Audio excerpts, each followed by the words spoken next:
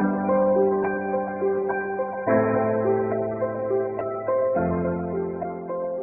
I would like to welcome Cassie Carstens, Wealth Manager at Woodland Wealth. Welcome, Cassie, and thank you so much for your time. Thanks, Mandir. Cassie, we are interested in finding out more about you. Would you mind elaborating on your background, experience, and expertise?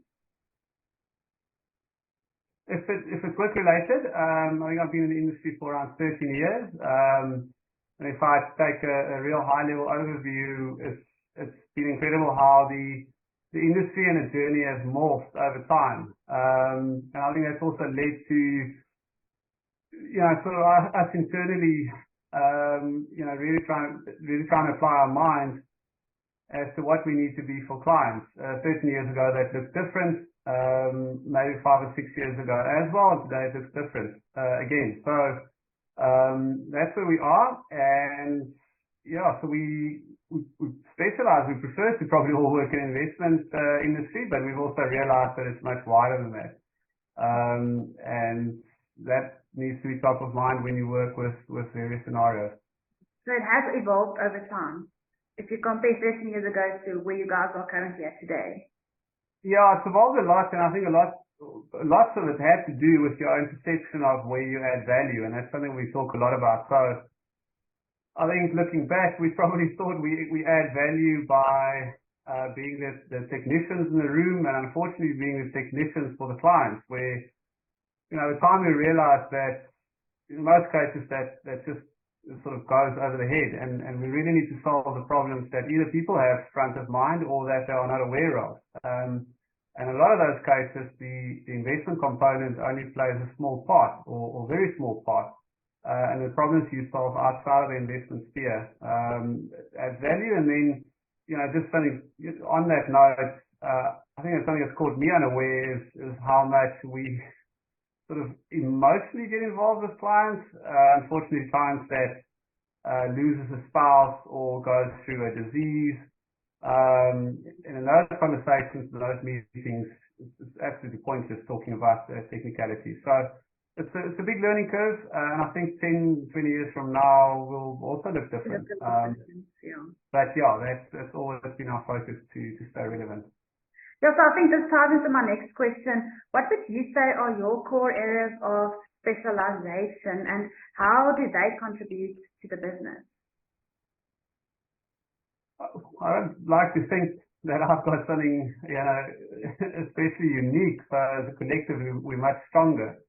I would say that prior to joining Woodland, I was employed in a role where for 7 years I paid a lot more attention to stuff like fund construction, asset allocation, and that was one of the big sort of rude awakenings when I joined Woodland, where our managing director Andrew said, "Listen, this is all fair and well, but it's not adding value." Yeah. And that was a big change. So I would say for the big sort of first part of Woodland, it was just trying to figure out that reinvention process. And there was absolutely no way I would have been able to make that progress from the technician to being the more holistic planner if it wasn't for the help and the guidance of some of the other advisors that's maybe been part of Woodland for longer.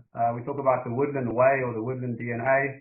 And it took a bit of time to adapt to that. And that's something one would also like to, impress or pass on to any new advisors joining. So preference for investments, but, the holistic planning function is a lot more important. So.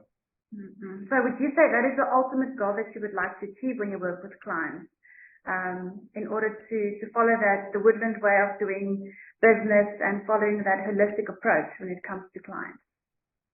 Yeah, so the Woodland way is, there's a certain way in which we do things, but it's not a cookie cutter approach to applying it to all portfolios. I think the most fun and challenging aspect of what we do is working with this incredible wide variety of clients. So trusts and families and individuals and I think, people going through those life phases. Some of the life phases are good, some of them are bad. Businesses that we've seen how they've, sort of come through, especially the last 3 years of COVID and then the implication of the Russian war. And if you can add value so that specific client only really gets to answer one question, and that's what they ask. They ask, are we going to be okay? And are we going to be okay means different things to different clients. But if you can get into a point where you've ultimately given that peace of mind, that should be our job. I don't think clients need to always worry about the technical intricacies. They need to go to bed at night and know that we're okay. And because we work with such a wide variety of clients, that is the very much appealing nature of the industry and the work that we need to do, because every client that comes in is a new blank canvas. Yeah, it's a variety of and we need to color in the different clients. It's a variety, and the variety provides that I don't want to call it intellectual. You're challenged, by these things, because there's such a wide variety of things you need to think about. And you don't always get to apply all of it at one time. But you need to, Andrew once again always just sort of says the light bulbs needs to go on. So when we speak to clients, we really need to have these like light bulbs coming on to think around the stuff that can apply to them. And then obviously relay it in an understanding. Ultimately, at the end of the day, they also like that reassurance, that they are taken care of. So that is what you aim to offer, I think. I do like to think of what we do. I think the easiest example is probably when you do compare it to medicine. So, I mean, when you're sitting with an ailment in front of a surgeon or physician or something, you really want to trust that individual that, you've got your best interest in heart, and secondly, he's got the capability to perform whatever procedure, and it's much the same in our industry, or it should be the same in our industry, is that we should be able to provide that comfort to clients that we're on top of it. We got this. And yeah, that's, I mean, we really try and cultivate or at least strive towards a culture of excellence. But that excellence means that you just never sit on your laurels. It's not about redesigning the wheel, but it's about striving for just knowing and knowing and knowing more, so that you can ultimately relay it to your client base. Yeah, and then ultimately providing that peace of mind to your client at the end of the day. So hopefully, yeah. Yeah, Cassie, and then lastly, we would like to find out, who is Cassie when he's not working? What do you do? What do you enjoy doing in your spare time?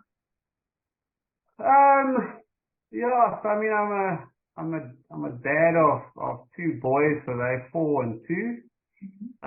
So probably 3 kids. Myself and my wife, we've got a great love for the outdoors, and just generally interested in various things, culture, cuisine, and just sort of harnessing that experiences. And then post kids, you tend to learn to be less selfish quickly.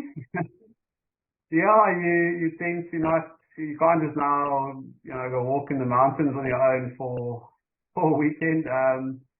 But it takes quickly, and you adapt. And, sort of at this stage, we're just really enjoying the phase that we are in, because it's really a phase where you can imprint and, just, whatever. I think someone said, no opportunity is a lost opportunity. So, anytime we get to try and expose them to the stuff that we love, and then give them a broad variety of exposure, and that ties in with your own lifestyle.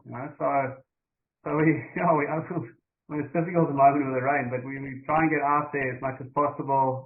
There's always a bat or a ball or something in the vehicle. But yeah, I mean, we think we're lucky, tying it in with what we do for work. It's a common thread. Happy clients. No, it was the other way around. Happy individuals tend to make happy clients. So if we need to be doing what we're doing, we primarily need to be happy individuals, which will mean we are happy people to engage with. I So agree. yeah, it's very important, I think, in our practice, and we do spend a lot of time in it to ensure that, people are well looked after mentally wise, if that's the right way.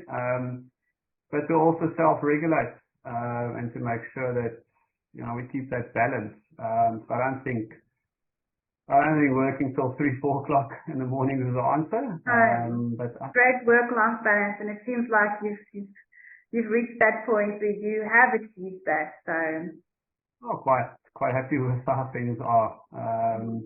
We say that if you think about it, there's thousands of individuals in the country and offshore and that, and an average investor should only really be managing not more than 150 relationships. And we often say that there's 150 nice people out there, that we can work with. And that means if you have a good day at the office, you sort of come back home, similarly in a good mood. So it's a bit of a two-way street. Doesn't always it's a feel two-way like street. Yeah. Yeah. I mean, markets tend to surprise you, but in general, we've got incredible the correct mutual respectful client base. We like to work with them, and I suppose they like to work with us.